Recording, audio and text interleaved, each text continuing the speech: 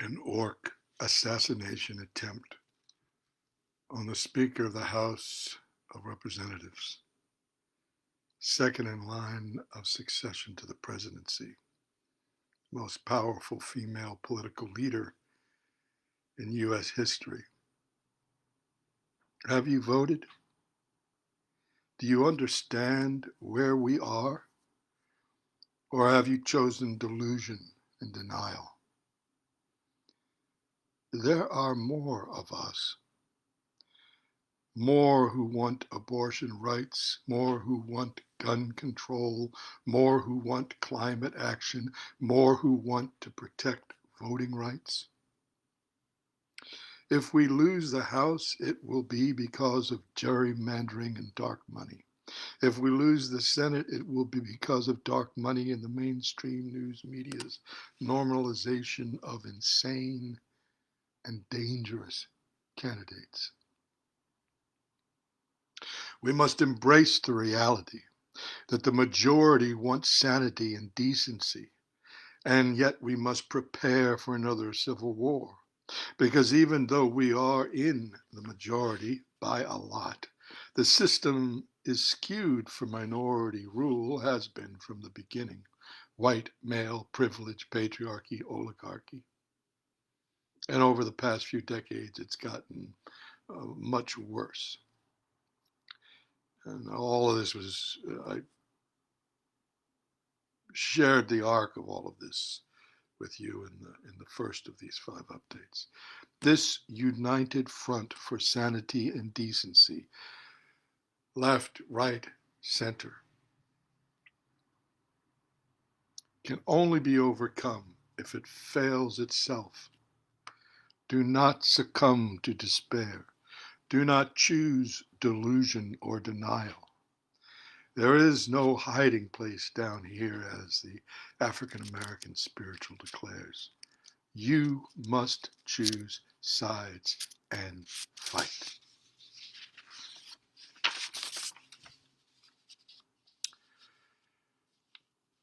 This is the 5th and final of the 5 updates I said I would deliver before the U.S. midterm elections, which are about 10 days from now, maybe 9 days. All of the images included in these 5 presentations were images of women warriors in the Ukraine's resistance to Russia's genocidal attack, victims of Russia's genocidal attack in the Ukraine, along with women fighting for voting rights, fighting for reproductive rights, fighting for sanity and decency here in the United States, and along with women rising up in Iran, along with women in Russia and Belarus who are involved, and throughout the Baltics, who are in Eastern Europe, who are involved in this great struggle on the European continent. And also women from Africa, which is one of the places on this earth, the south of this planet, most directly hit by the impact of the immediate impact of climate change, the climate crisis, the climate emergency.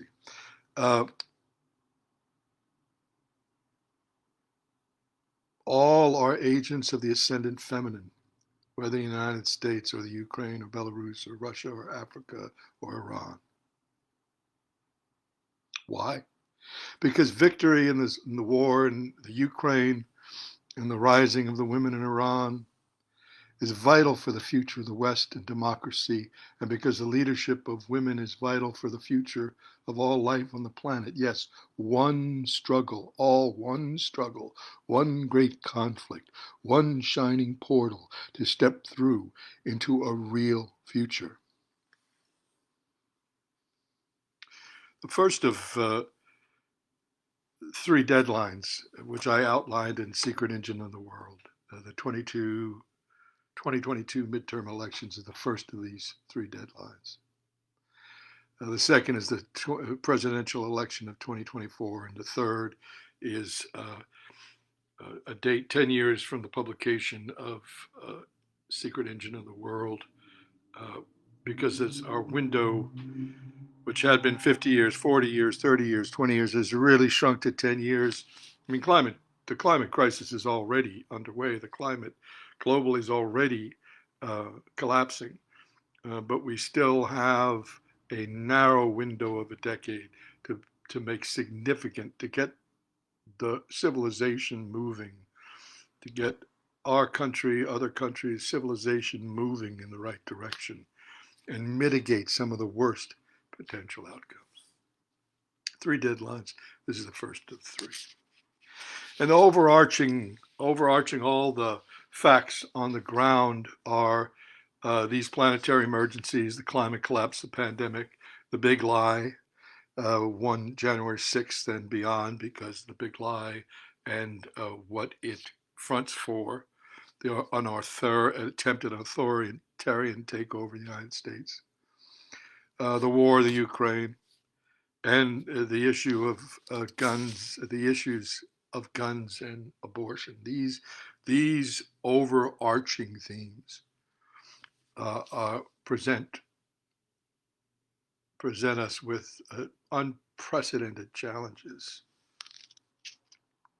And these 5 talks are an attempt to contextualize and provide both an overview and some granularity with how this all impacts us in the midterm elections and how the midterm elections will impact our fates.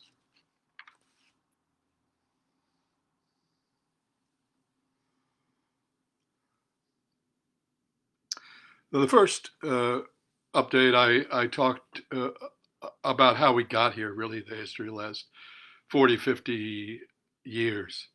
And then I and also talked about some of the factors that were depressing the showing of Biden-Harris and of the Democrats in the polls as we began pivoting toward midterms, right? And then the second update addressed some very positive developments that were bringing Biden-Harris's poll numbers up and the Democrats' poll numbers up as we got closer to the midterms, and what all that meant. And then the third and fourth updates were really about the shifting tide of battle. What developments were of great concern from me, from those driving us toward fascism, driving us toward authoritarian rule, and the forces that were driving us back into that portal to the future, the progressive forces, the United Front for Sanity and Decency. So the tides of battle. And this fifth and final talk kind of underscores all of the main themes that emerged out of those 4 presentations. And so I wanted to, I talked about the Federalist money, the over $1 billion that the Federalist architect of the radical right-wing Supreme Court that we are now stuck with, and what they're doing with the Senate races and with this midterm and beyond. And I've talked about the danger of Elon Musk taking over Twitter, which has now happened. And now in this update, that was in the third and fourth update, and in this update, the fifth update, I'll draw your attention to this particular billionaire who's given over, now it's over 30 million, I believe, around 30 million. And much of it to 2 of the craziest, ugliest, sickest uh, Senate candidates, J.D. Vance in Ohio and Blake Masters in Arizona, and talked a bit about this particular authoritarian billionaire. These authoritarian billionaires are really the bane of the republic. And at some point, I'm going to write something about a spectrum of billionaires from good to bad to evil and mixed in the middle. It'll be interesting to break it down for you, but it's really important that you to learn the names of these men. Yes, almost exclusively men, white men. These particular billionaires who are funding this attempt at fascist takeover in the United States.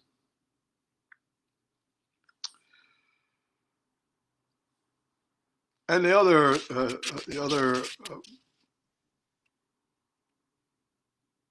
great concern, which I pointed out in previous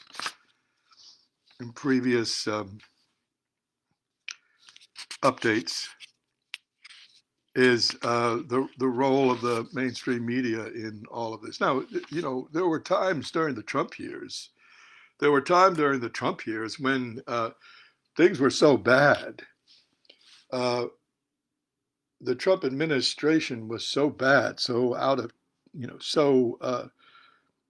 I think what was it? Washington Post actually chronicled Trump's lies. It was tens of thousands documented, along with I think about dozens of crimes that have been documented by crew citizens.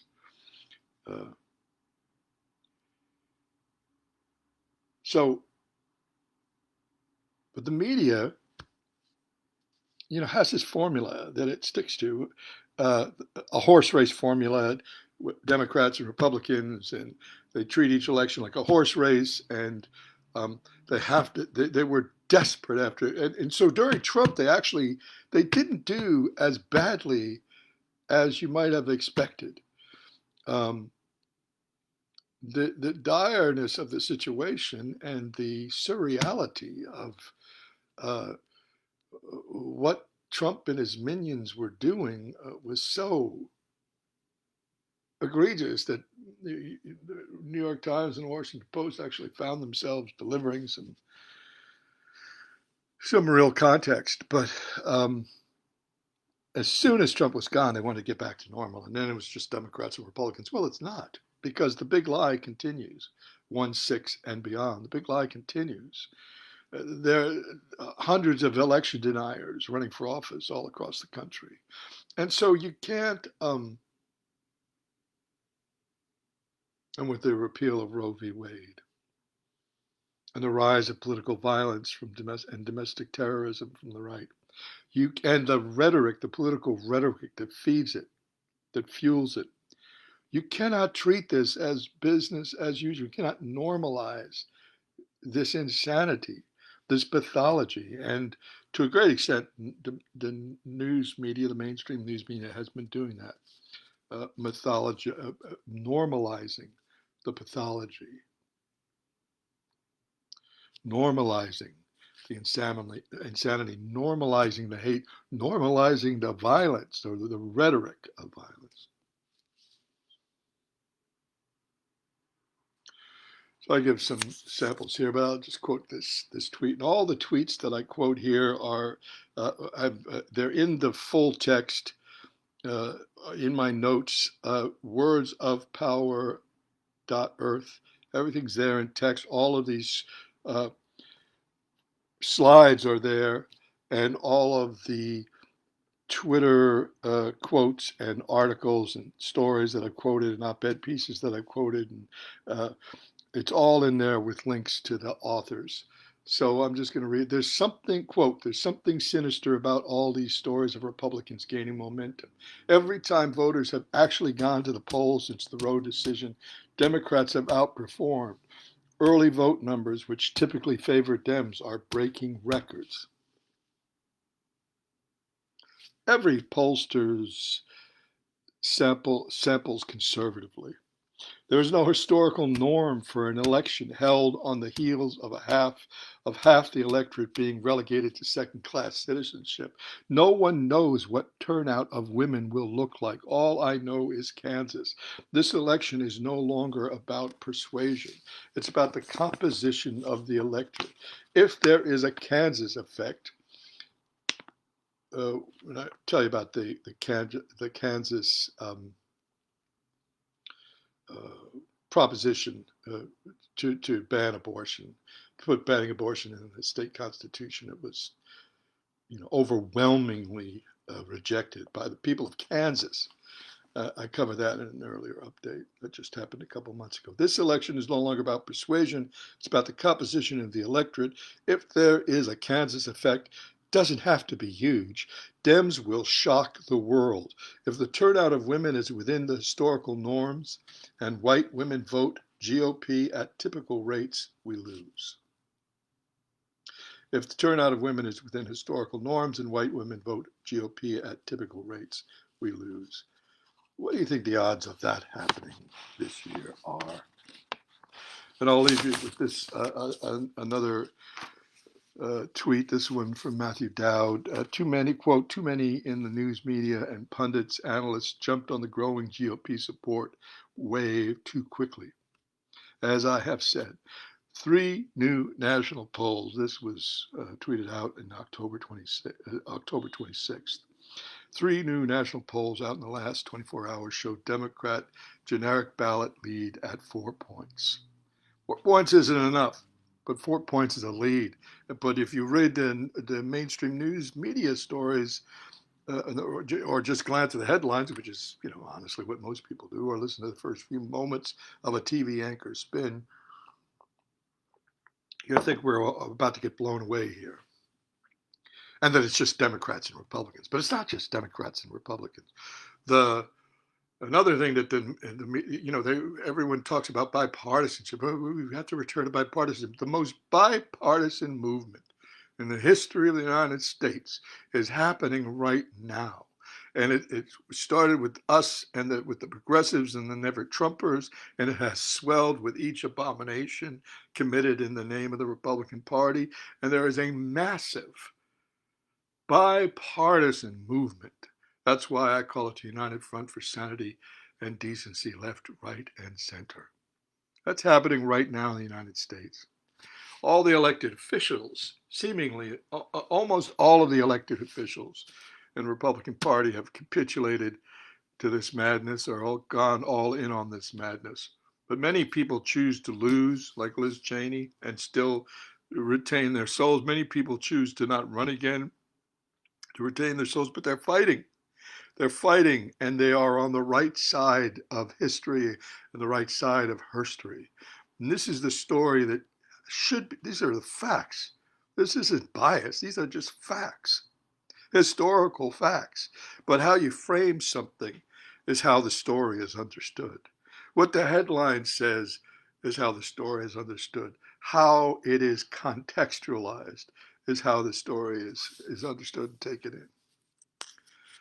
So, and I've written a lot in Secret Agenda of the World about the Palace of Mirrors and how the mind, both the individual mind and the collective mind are a palace of mirrors, and an image is in there and then it just gets reflected infinitely.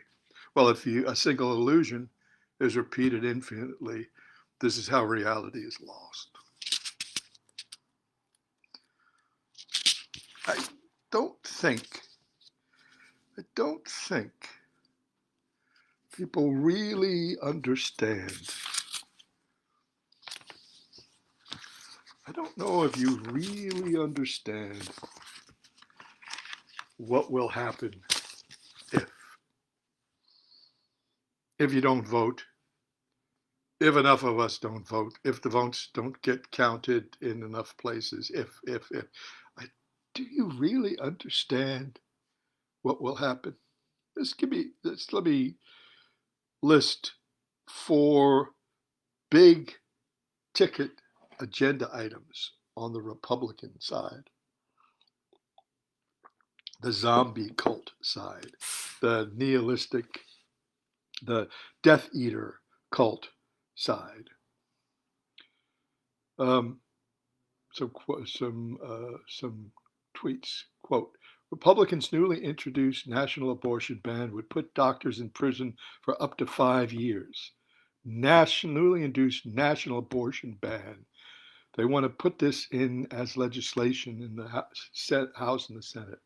Would put doctors in prison for up to 5 years, force women to undergo extremely invasive transvaginal ultrasounds, and keep in place statewide bans that force rape victims to give birth.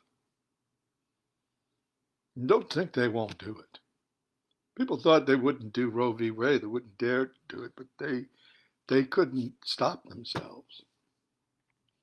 Those who were just using it as a way to gin up their base lost control to those who are deadly serious about Gilead.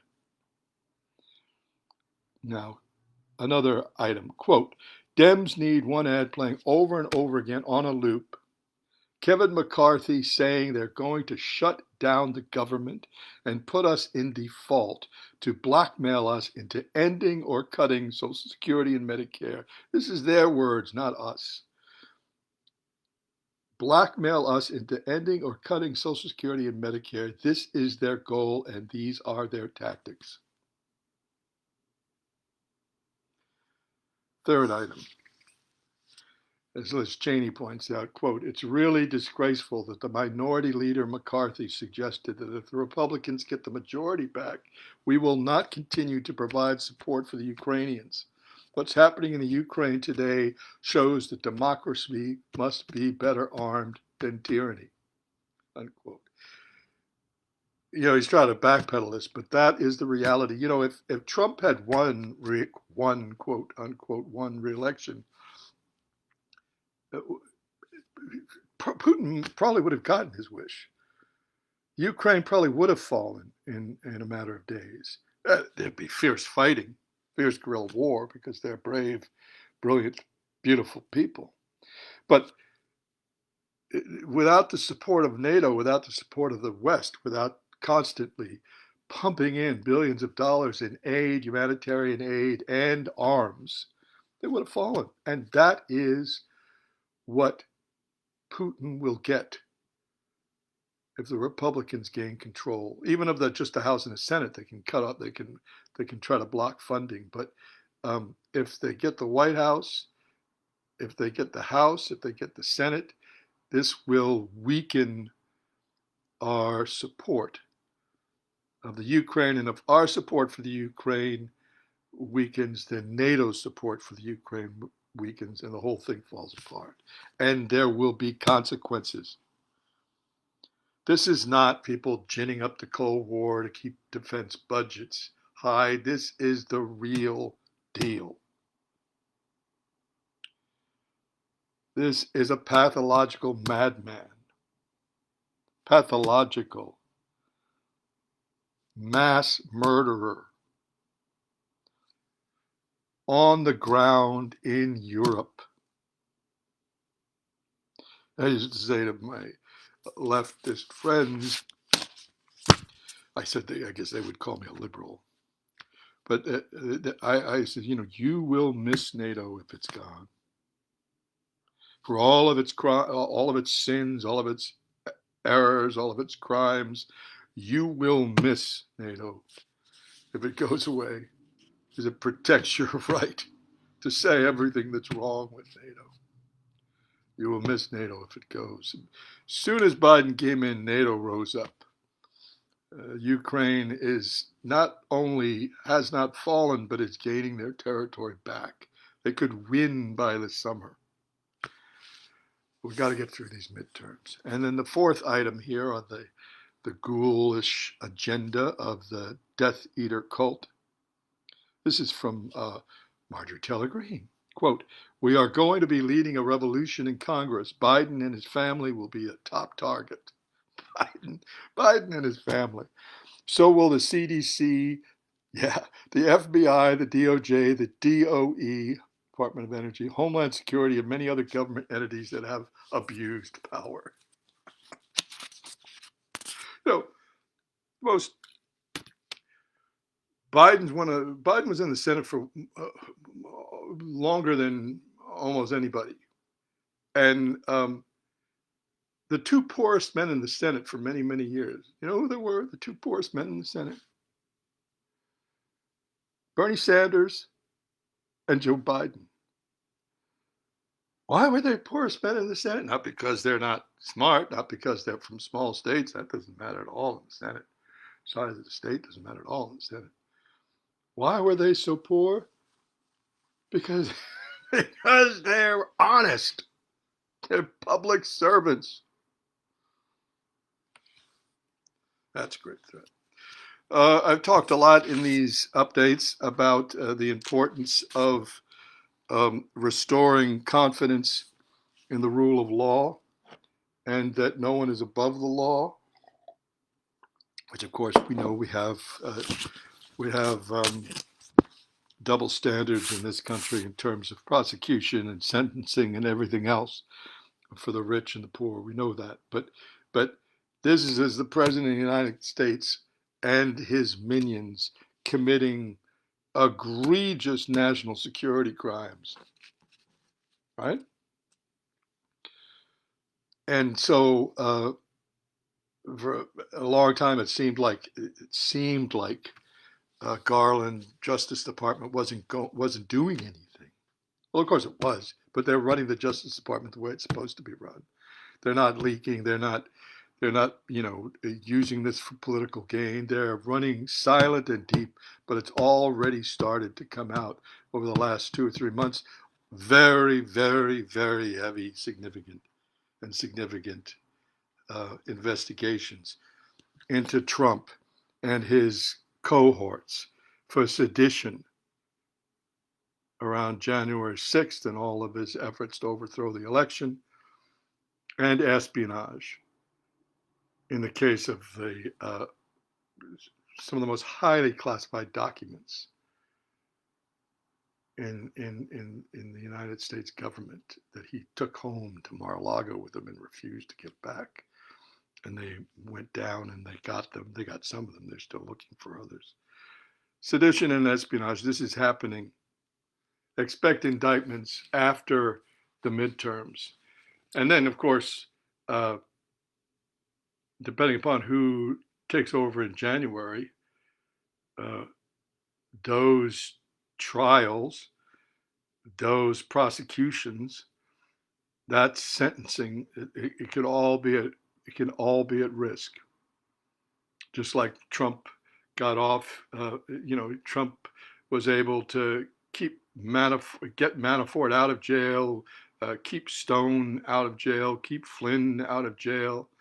All of this will be back in play if they win in January, if they take the House and or the Senate. Sedition and espionage, expect indictments, but we have to keep control of the government to make sure that the rule of law is reaffirmed here. And all of these all of this again, all of these slides and all of the supporting documents that are quoted, extracted from in the slides, is all in the version of this on my website, wordsofpower.earth, along with about 10 different videos, not just this video of me narrate. It's kind of like think of this as like one of those, you go into the museum and you buy a headset to do your own walking tour in Alcatraz. That's what this is. But if you go to wordsofpower.earth, you'll find all of the slides. You'll find all of the supporting text.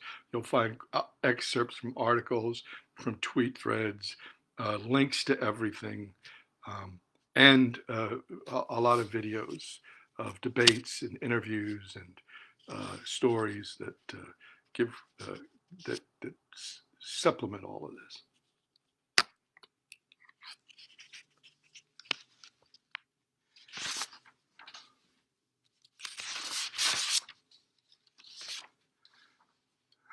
So they were trying to mock Biden, by calling him Brandon. I don't know where that came from started, but it caught on, and they would just be Brandon, Brandon, and so then Biden has risen up as a true leader, a wartime leader, a depression, a Rooseveltian leader, an Eisenhower-ish leader, right? So, Andrew started to call him Dark Brandon. Well, Dark Brandon delivers, and he could do so much more if we gain control, we hold the control of the House, and we gain at least 2 more Senate seats. This is Ron Klain speaking here, just putting it in context. The president has delivered the largest economic recovery plan since Roosevelt, the largest infrastructure plan since Eisenhower, the most judges confirmed since Kennedy, the second largest health care bill since Johnson, and the largest climate change bill in history. Those are all facts. And if he had had 2 or 3 more votes in the Senate, Biden-Harris would have done double that. We would have child tax credit, permanent child tax credit. We would have so much more. A minimum wage doubled, federal minimum wage doubled. We would have had so much more. If. Now, November is coming. November is coming. There's a lot of supplementary material you'll find at Words of Power on Earth, but Elizabeth Warren sums it up. Right-wing extremists schemed for decades to overturn Roe v. Wade and turn women into second-class citizens, but we can restore abortion rights nationwide with the Democratic House and 2 more Democratic senators. If we fight together, we can win together. And Biden has said this over and over again in his addresses. Give me 2 more senators, and we will codify Roe into federal law, make it the law of the land. It never was. It was a Supreme Court ruling. Now, this would be codified as a law of the land, and he's also said that if we lose the House or we lose the Senate, I will, and they send up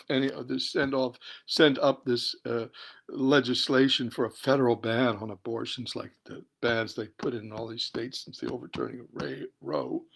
He will veto it. So Rovember. This is Mark Jacobs, great journalist, appealing from his own personal Twitter, appealing to dear women in Republican families. You don't have to tell anyone how you vote. It's a secret ballot. So you can stand up for your rights as a human being and vote against anti-choice Republicans without having to fight with any relatives. Thanks for considering, Mark. Well, I tell you, that is going to happen. That is going to happen in November. 10 days from now. 9 days from now. Whenever you hear this, it's coming. First week in November. Rovember. Now every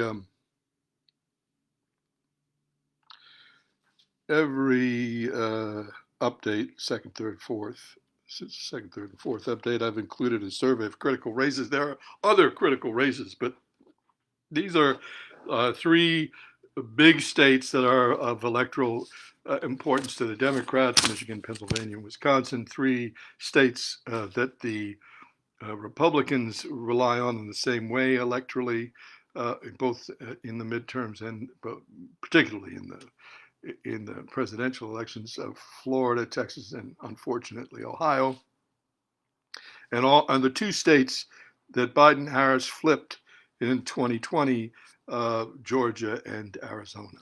And so I've focused on the races in these states. And I've also pointed out the Senate and governor's races in these 2 states. And I've also pointed out the importance of the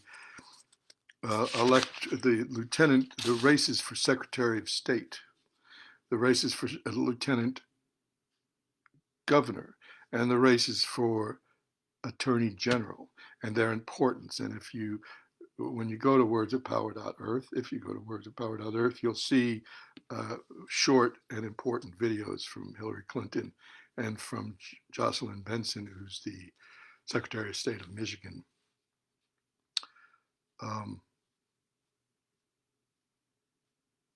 Nearly half of the nominees for Secretary of State nationwide, on the Republican side, believe in the big lie, according to the report replacing the refs. This is Jim Marchant, Republican candidate for Nevada Secretary of State. Quote, when my coalition of Secretary of State candidates get elected, we're going to fix the whole country, and President Trump is going to be president again. They have a bogus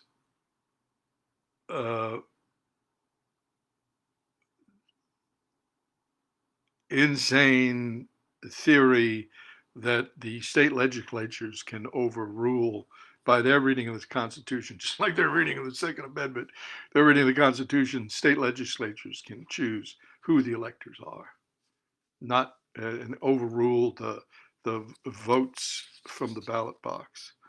That's the premise they're going to go on in 2024 if they get elected to these key positions. Some lieutenant governor, secretary of state, attorney general, these are vital, both for abortion rights and gun control, of course, but also for this, for fighting the big lie and everything that flows from the big lie.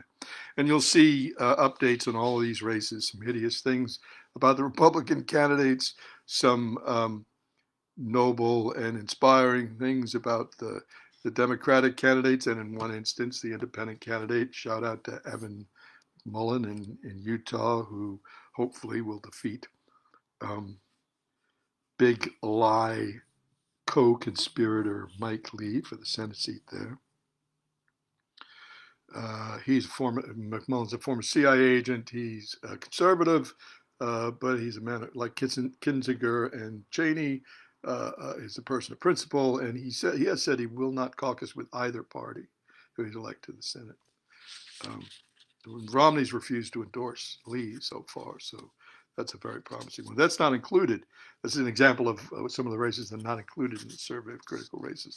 But anyway, you'll find a lot of information on all of these candidates, and you'll find videos of debates and really powerful ads, and you'll get a sense of what's happening and who you could contribute to if you wanted to, who you could volunteer for if you wanted to, who you can pray for if you want to, and who you can vote for if you're in that state.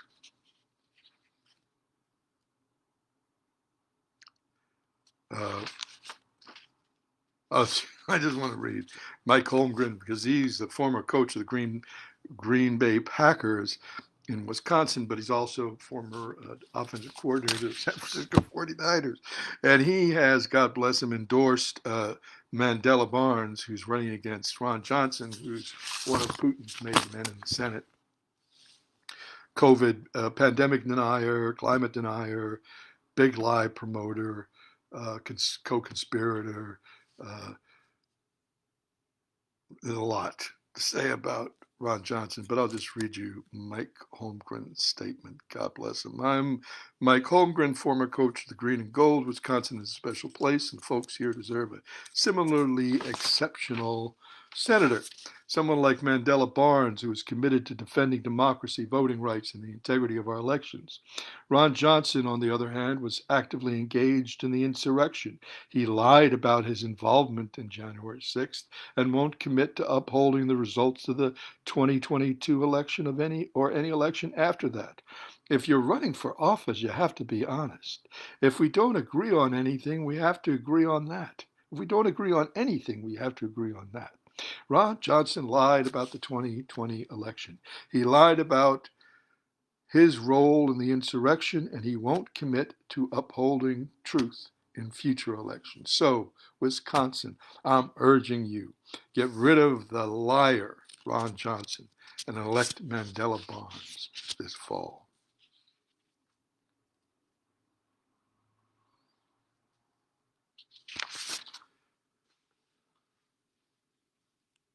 No.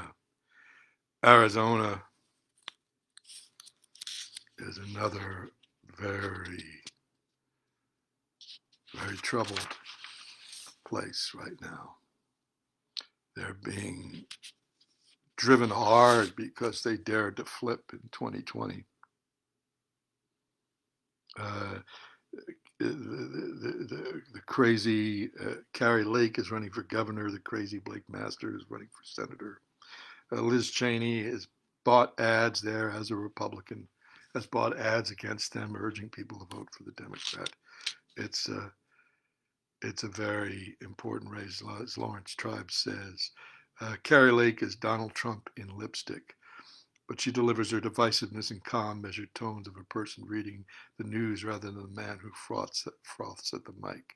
Lake is extremely dangerous to democracy and to a decent future for America.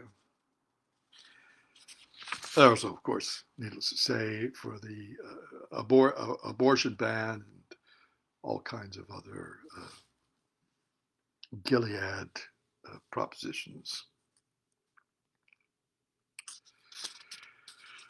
So I urge you to go and scan through the critical races and understand those races just at a high level and pray for the good and help in any way that you can and vote wherever you are. I've said this every time, but I'll say it again. You know, I'm grimly confident that we will prevail. And whether it prevails or not, we have to keep going. But I'm grimly confident. And really,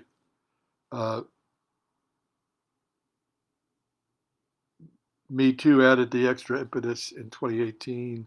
Black Lives Matter, to take back the House. Black Lives Matter added the extra impetus in 2020 to throw out Trump and bring the Senate to a tie. And now in 2022, our conviction is that bans off our bodies will do the same and hold the House and expand our Senate caucus so that we have true control of the Senate, stronger, broader control of the Senate, and an ability to pass legislation. At this point, tune out the polling. Focus on the turnout. The turnout, the number of people who are already voted is very high and very encouraging. Let's see if I can give you some numbers. Yeah, according to the U.S. Election Project, more than 15,568,000 early votes have been cast. That's already a few days old. And Harvard Youth poll, 40% of 18 to 29-year-olds will definitely vote in the midterms. That's on track to match or potentially exceed record-breaking 2018 youth turnout in the midterms.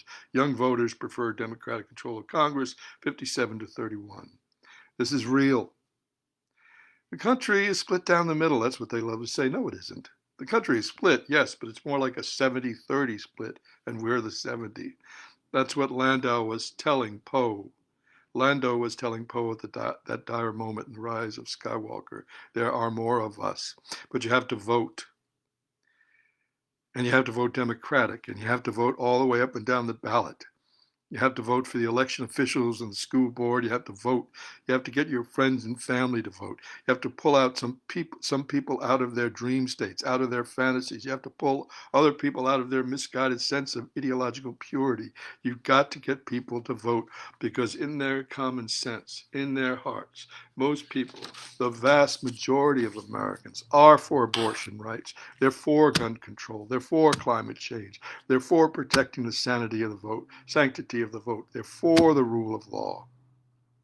These are not things the majority of Americans are divided over.